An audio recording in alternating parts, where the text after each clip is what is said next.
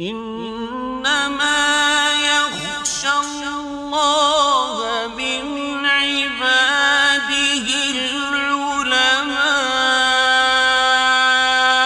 السلام عليكم ورحمة الله وبركاته. إن الحمد لله نحمده ونستعينه ونستغفره ونعوذ بالله من شرور أنفسنا وسيئات أعمالنا. من يهدي الله فلا مضل له ومن يضلل فلا هادي له، ونصلي ونسلم على سيدنا وحبيبنا محمد وعلى آله وصحبه وبعد. This is the class number 26 of the series of Usool fiqh, principles of jurisprudence, and we finished last time the first proof in the proof of Sharia, or the legal evidence of Sharia, which is number one, Al-Quran, the book. Now, the second proof for Sharia rulings is A-Sunnah. And when we say proof, it's proof of what is needed from the Muslim to do. It's what are we going to do? It's the rulings of everything. So it's not a proof of any. It's not proof per se. It's just proof of the rulings.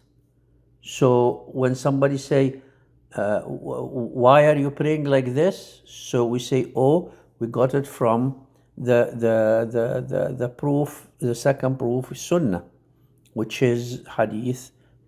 So and so, or why, how much we pay zakah for planting, or what, so we say from that hadith or this or ijma' or all the proofs, the ways to prove the rulings, but they call it the proof adillah, the adillah or proofs of Sharia. So this the second level, the second one, which is A-Sunnah. A-Sunnah is Sunnat Rasulullah sallallahu alayhi wasallam. When we say Sunnah here, the linguistic meaning of Sunnah is the way, a road to something, or a way of doing something.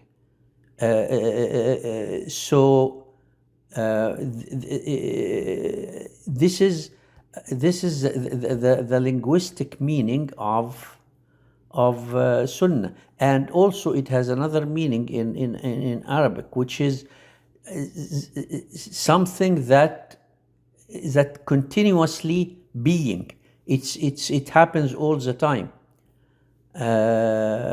When you have somebody pouring water on your hands to make wudu, and you tell the boy who is pouring the water, you say the boy sanna al-ma'a ala yadi. He puts the water and kept pouring it on my hand. So sanantu al-ma' means poured continuously. So it has a couple of meanings in Arabic, but this is the linguistic meaning. The mustalah meaning, the what is meant in the Sharia context is it actually has three things, three meanings, which we are going to talk about. I have to mention one thing before I go to this point, which is people often make confusion. They get confused in the word Sunnah. When they say Sunnah, what comes to the mind of the common man, the common Muslim, those who are not students of ilm or don't have knowledge, the common Muslim, the regular Muslim, when you say Sunnah, it jumps to their mind that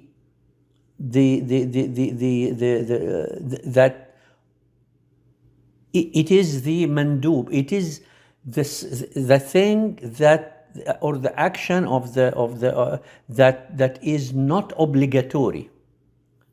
So You remember in the rulings we said there is the obligatory al-wajib, there is a sunnah or al-mandub or al-mahbub, which is the second level, which when we do, we get thawab, but if we don't get ithm, we don't get a sin. So this what jumps to the mind of the people normally when they hear the sunnah. Sunnah here in this context, when we talk about al-adilla al-shar'iyya, about proofs of sharia, it doesn't mean that. It doesn't mean this specific take on the sunnah. It means it's the source of rulings. It's like Quran. So Quran is a source of ruling. Sunnah is a source of ruling as well. It has nothing to do with the level of that source, whether it's obligatory or only recommended or mubah, permitted, or makruh, hated, or haram, it's prohibited. Quran has the 5 levels of rulings. A sunnah has a 5 level of rulings. There are rulings in sunnah that is tahrim, haram. There are rulings in sunnah that is obligatory. There are rulings in sunnah that is mandub, which is sunnah. So it's sunnah from the sunnah, which is the mandub, the recommended from the sunnah. So we have to be careful when we use the word sunnah and the context of the word. If we are talking about usool al-fiqh,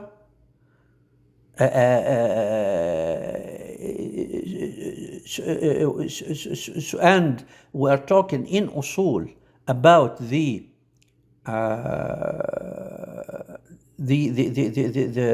proofs of the sharia, then it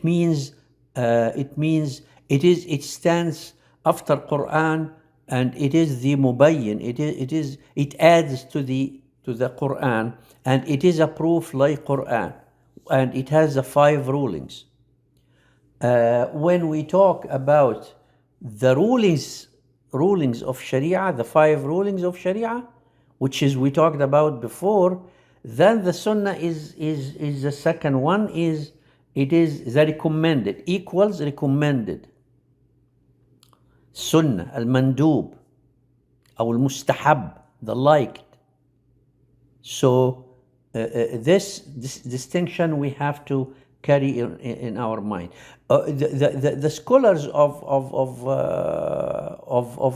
hadith, when they say sunnah, they look at the sunnah from different angle than the people of usool, because the people of usool wants to look at the principles of how we extract rulings, but the scholars of hadith, they want to distinguish what is authentic and what is not authentic of the hadith, what is strong, what is hasan, what is weak, these levels of hadith. It's a completely. Then we go to the science of mustalah al-hadith, the methodology of the ulama al-hadith, and the methodology of hadith, whatever the dictionary that they use to recognize and allocate each hadith in its level according to different categories. They have different categories, and under each category there are different level of hadith. The people of usool, the scholars of usool, they don't look at it this way. They look at it from the how powerful it is to be used in order to judge and be a source of a ruling. So they look at the mutawatir, the mass transmitted, or the well-known, which is a category Ahnaf uses, mashhur, or ahad, which is the ahad, which is the single transmitted or singular transmitted. As we know, we're going to talk about it now. So when we talk about Sunnah, we mentioned that we mentioned that the Sunnah is the Sunnah is the way, the road that people take. And in our context is the Prophet's tradition, what the Prophets used to do, and not only do. There are three levels here: what he said, what he did, and what he acknowledged or approved, without saying I approve or not approve, but acknowledged it, never said it happened in front of him, and he just acknowledged it, and he didn't said it's wrong, because the assumption here is that Rasulullah SAW will never ever approve of something wrong that happens in front of him without correcting it. So if it happens and he didn't say anything, like for example, eating this animal, a dab, it's like this desert animal that it was brought on his table, and people ate it in front of him. He didn't touch it. He didn't eat it because he didn't like it. But he didn't say it is haram or don't eat it. So this is called taqreer. So al-qawl, saying, al-fa'l, acting, al-taqreer, which is to approve of the action taken by others or happening in front of him by others without any like refuting or saying anything about its legality. So these are the Sunnah, how they came to be. This Sunnah came to be to us through these three ways. And of course, if you think about it, I mean, these are the ways that anybody would actually transmit any kind of like orders or guidance to people. Either he say it or act like Rasulullah sallam, like the act like Rasulullah sallam said. Al-Quran said, وَأَقِيمُوا الصَّلَاةِ وَآتُوا الزَّكَاةِ. But Quran didn't say Salah are 5 or Zakah is 2.5% or Zakah on Zuru' on planting this or on deep material embedded in land is that much, or there are no details. Rasulullah SAW gave all these details.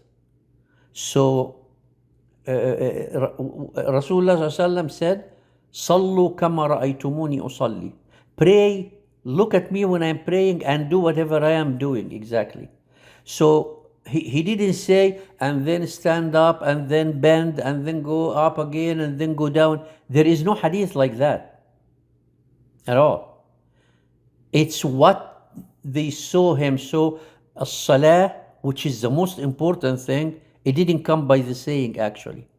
That's why there are some scholars said the saying is stronger than the doing. Some people said no, the doing actually is stronger than the saying. There are merits to this and merits to that, but this is not our point here. So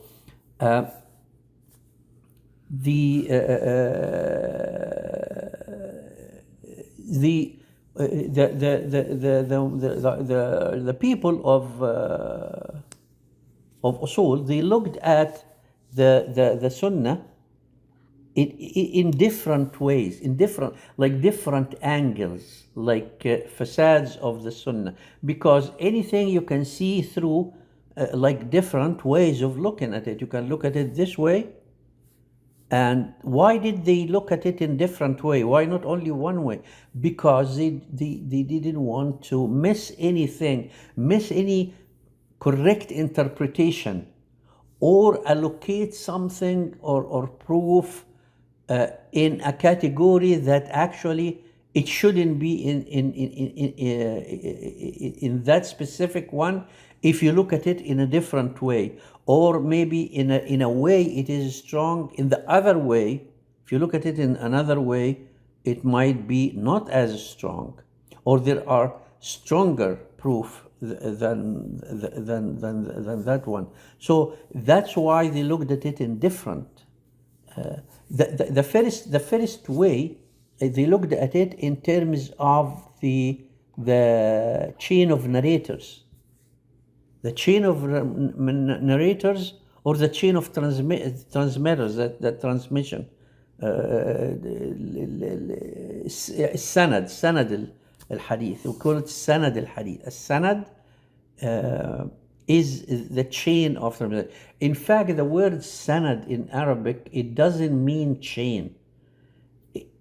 It's sanad means the supporter of.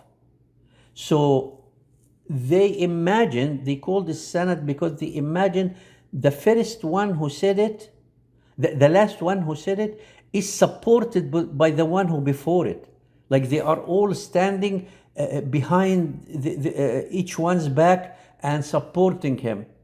And the second one is the fourth one is the third, supporting the third supporting the second supporting the first, who is transmitting the saying of Rasulullah. That's why they call it sanad. Sanad, yasnid, means to support from falling off or falling down.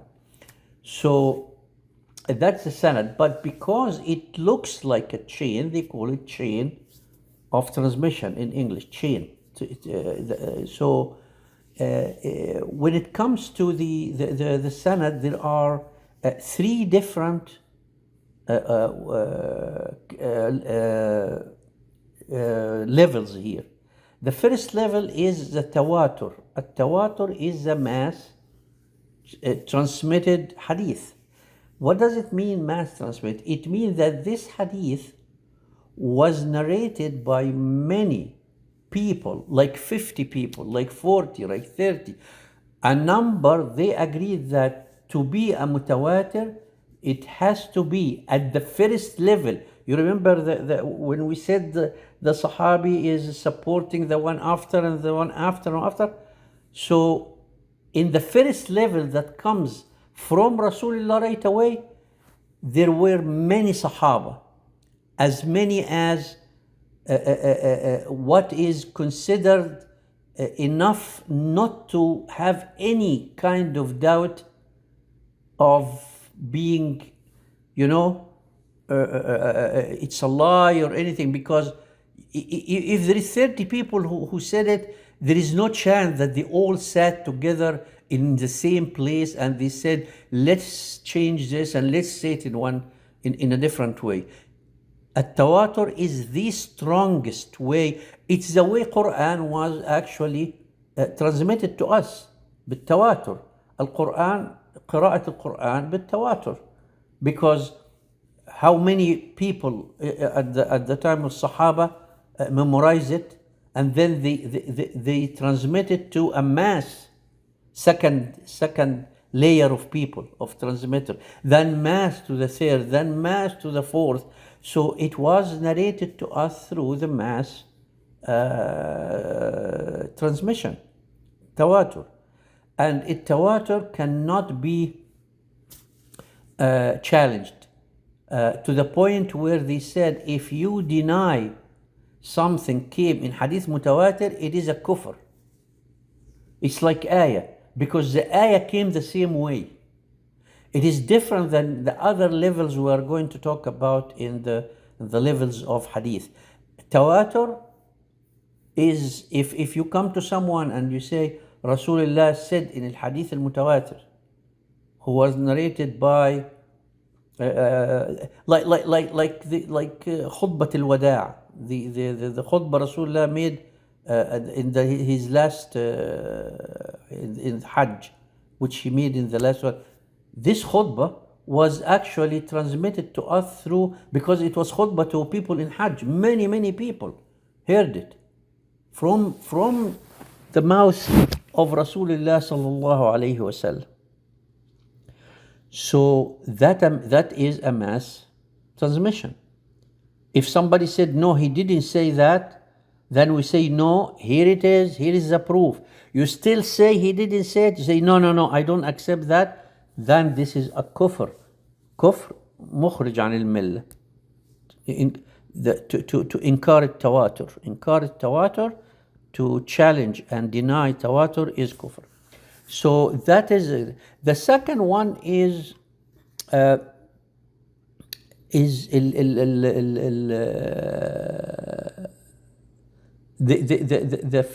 call it the famous the famous hadith. Famous hadith means hadith that is well known, mashhur, well known, like they call mashhur, like a celebrated hadith, like many people know it, but not necessarily it was transmitted at the level of Sahaba from the number like mutawatir. It's less than mutawatir. It's like transmitted in a number that is not considered as tawatur. How many tawatur? There are different. Some people say it's 50. It has to be 50 or more. But the point is that, like Ibn Taymiyyah said, and the big scholar said, to fix a number on it, it's kind of not right, because there is no hadith that says, or nothing tells you that it has to be 50. So if it's 49, we say it's normal. No, there is nothing like that. It can be 49 and it's mutawatir. It's how it was transmitted through who. There are other things, and it has actually to be like khutbat al-wada'. They heard it. People at that number of the mutawatir, they heard it, they did not understood it. They didn't get it conceptually. They got it the sense, with hearing. They heard it. It has to be like mutawatir, has to be like that. The al-mashhur, the well-known or the celebrated or the al-mustafid. Mustafid means come with fayadan, with flooding number. It's not mutawatir, but it's flooding. It's a lot. Al-mustafid min al-fayadan. They call it mustafid or mashhur. It means that the first level are not mutawatir, but when it comes to the second, it becomes mutawatir. And Ahnaf actually place this type of hadith in a higher level than the third one, which is the solitary reporter. Now, when we say hadith ahad, there is here another misconception we have to understand. Hadith ahad, the solitary report, does not mean that at the level of Rasulullah it is only one. Because if it is only one, it's called hadith gharib. It's called in mustalah al-hadith, in the sign of mustalah, in the dictionary of hadith, it's called the strange hadith, because it was narrated through only one sahabi. But hadith al-ahad can be transmitted through three. It's still ahad because it is not well known or a lot of people, and it's not mutawatir. It's less than these two. So they call it ahad. Maybe two, maybe three, maybe five. But it didn't reach the well known, and it did. in the first or the second level. It can be after that, but not in the first or the second. So that tells us how sensitive the scholars were in terms of determining the level of the hadith and how we, what do we use to extract and what level of confidence we have in different hadith, although it's hadith of Rasulullah, but we don't just take it haphazardly like this. No, it has the scrutiny that ulama al-hadith, the people, the scholars of hadith, made for the hadith and the categorization and these levels is unmatched and unparalleled in any science all over history, in all civilizations ever. In nothing, there are no texts that was scrutinized more than hadith Rasulullah. And the good thing is, or the splendid thing is that we Muslims did this scrutinizing. We didn't, it didn't, not the other from other religions, they scrutinize our hadith and say, oh yes, it's right or wrong. No. We did it. And we honorably and correctly, we said, oh, this is fabricated, this is weak, this is very weak, this is good but not as good, and and when it comes to usool, oh, this is mutawatir, this is mass transmitted, this is well known, this is ahad, solitary reporting. Scholars scrutinize it to the point where there is no doubt about it. Now, when we talk about hadith al-mutawatir, there are not too many hadith mutawatir in Sunnah. Why is that? If you think of how the life of Rasulullah, the life of Rasulullah, it's a life of a human, the best human ever walked the face of earth, but he is human, sallallahu alayhi wasallam, and he lived all aspects of life, all aspects of life. He lived through it, and like any other human throughout the 23 years that he was prophetized, during the prophecy until he died, sallallahu alayhi wasallam. There is no one can ever be like, how can all hadith Rasulullah be mutawatir, be massive? It needs him to be when he is asleep with his wife, because Aisha radiallahu anha narrated things from him. How can it be mutawatir? He is sleeping with his wife. It can't be, sallallahu alayhi wasallam. It can't be. He is walking with Umar. He is walking with Muaz. Ya Muaz, wallahi inni la uhibbuk. Ya Muaz, sa'u'allimuka kalimat. I will teach you some words, hadith from Muaz. How can it be mutawatir? There is no like 50 people accompanying Rasulullah sallallahu alaihi wasallam all the time in order for hadith to be all mutawatir. Islam doesn't work like that. Islam a very practical way, and we know that. But the way it was scrutinized, the rules and the way it was done, it actually showed us how correct or less than correct, or whatever, the hasan, da'if, like we said. Now, Ahl al-Sunnah wal-Jama'ah, because hadith al-ahad, of course, if you think of the way of narrating all the hadith, the action of Rasulullah, some people saw Rasulullah doing something, and this is hadith by action. It's a sunnah by action, right? But not in front of like 100 people, like when he used to go to, like, do the like humans and يأكل الطعام. Of course, there are things he does privately, and maybe he tells one or two or something like that, or accompanying one, or one saw him doing something. That's it.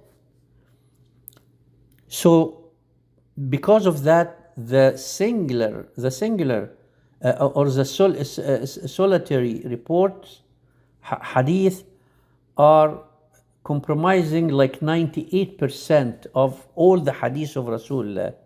قول and فعل and تقرير, action and saying and acknowledging.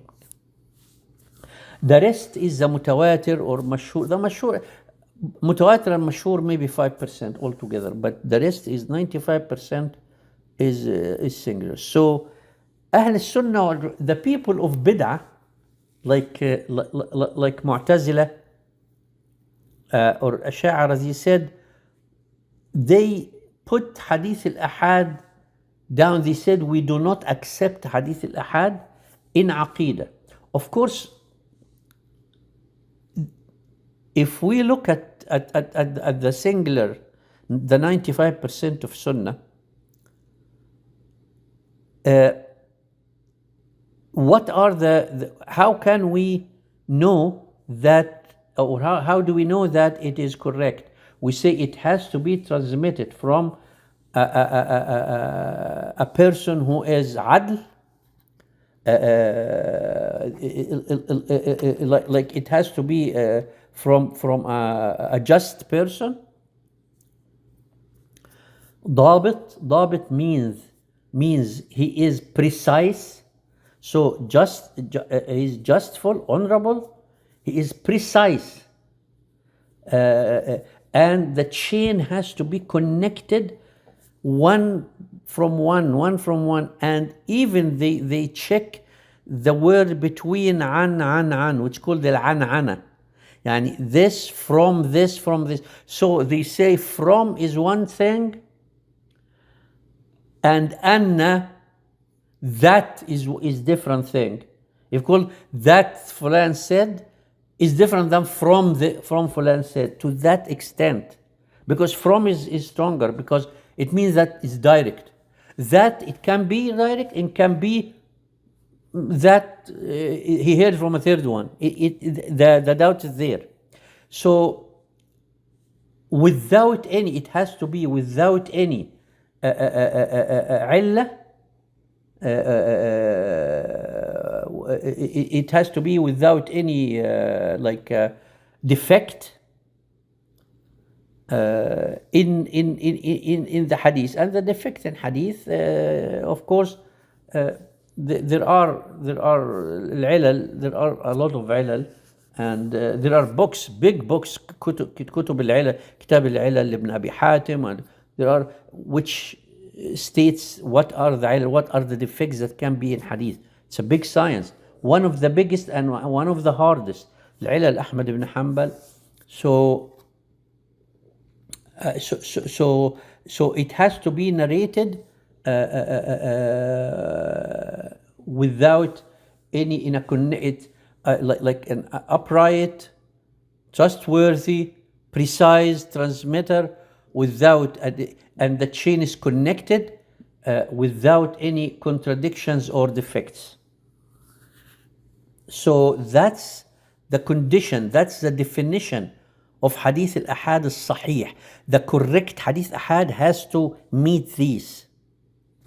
So if we have Hadith Ahad talking about Sifatillah, or talking about wudu, or talking about the hukm of riba, what is the difference? If it meets these criteria, this hadith of ahad meets this criteria, how can you say that, well, we accept it if it is in rules, in rulings, ahkam, but we don't accept it in aqidah, in creed? Why? What does this mean?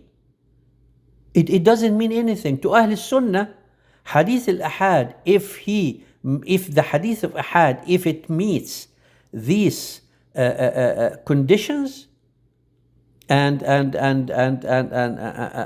be and they go through every one of them, and it meets all these conditions that we mention: authentic, upright, trustworthy, precise, connected. All this, if it meets all that, then whether it's aqidah or ahkam, it doesn't make a difference to us. We accept it. Mu'tazila said no, we don't accept it at all in aqidah. That's why they don't believe in hadith in adhab al-qabr, the punishment in qabr, or hadith of the people go on sirat, walk in the sirat at the day, or al-hawd, that hawd Rasulullah. They actually rejected a lot of correct things in Ahl Sunnah's Aqidah. And that is why they said the singular reporter, no matter what it is, no matter meets all these things, there is a doubt. Dhanni. If you remember what we called before, there is qat'i, a definitive, and there is dhanni, which is the like assumed or not. It's the opposite of qat'i. We say, well, if it meets these requirements, and how can we don't accept it? We have to accept it in creed and in it. But because of this doubt, Ahl Sunnah said, if somebody rejected Hadith al-Ahad because of that, of this kind of doubt, and he said it's dhanni and this kind of thing, we will consider him either sinful or innovator. But he's not a kafir, because there is a doubt, and whenever there is a doubt, kufr does not apply. If there is a doubt, of course there are things that if there is no doubt about it, it's proven 100% in Quran or Sunnah, then whoever denies it is a kafir, like al-mutawatir. Khalas kafir. What can we do? So, but because this is a general, it's like a cloud of doubt they put on top of all singular reporting, and they call it as ahad, and they call it dalil dhanni. It's a dhanni proof. We waived the kufr because of that. A person can have kufr for another thing, but because of specifically this, Ahl Sunnah said no, he is sinful, but he is not kafir. That's why we don't make takfir to Mu'tazila because of that. Mu'tazila said some other things that might individually, not as a group, but individually, it might be kufr, but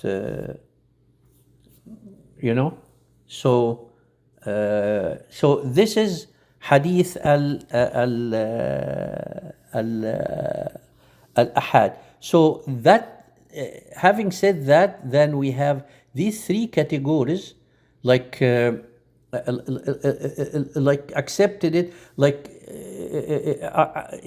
why we accept hadith al-ahad? Because Rasulullah himself, Allah subhanahu wa ta'ala, send messenger one by one.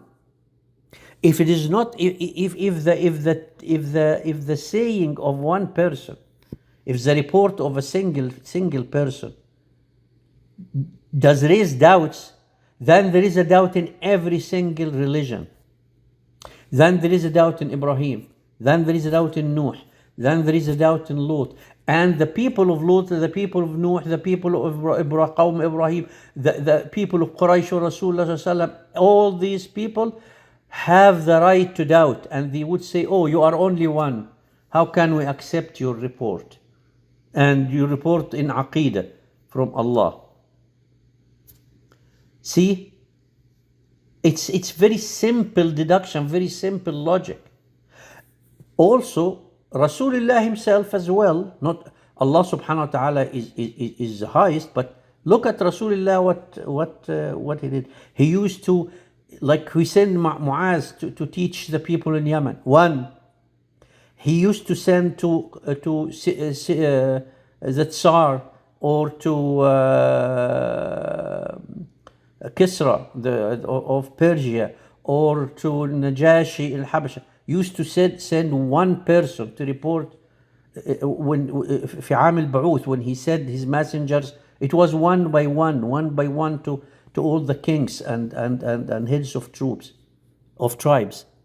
So if it's not acceptable and it raises doubts, he shouldn't have done it. So this is kind of the kind of discussion and the understanding of Ahl-Sunnah. You can see that the logic of Ahl-Sunnah is of the highest standing, and it is supported by a lot of things, like Sayyidina Umar, when he asked about the المجوس, الجزية on المجوس. When he was asked about the jizya of المجوس, he took the hadith of one person, like Malik, Abdurrahman ibn Auf. He believed Abdurrahman ibn Auf. Only Abdurrahman ibn Auf, he said, I heard Rasulullah saying, "Sunnu bihim sunnata ahl al-kitab." Use the way of the people of book with the Majus. So Umar used it. Abu Bakr as-Siddiq, he also, about the inheritance of the grandmother, he said, what is anybody heard of anything? So Al-Mughira ibn Shu'bah ومحمد ibn Maslama Muhammad ibn Salama radiallahu anhuma, they said, yeah, we heard Rasulullah. Two people, singular hadith, khalas, and he took it. So there are Sahaba, Allah subhanahu wa ta'ala acknowledged the report of the single, Rasulullah acknowledged, the Sahaba acknowledged. So that is where Ahl Sunnah stand in this point. And having said that, we conclude what we say about that today, and we will continue, inshallah, on the same topic next time in Dars number 27. Wassalamu alaikum wa rahmatullahi wa barakatuh.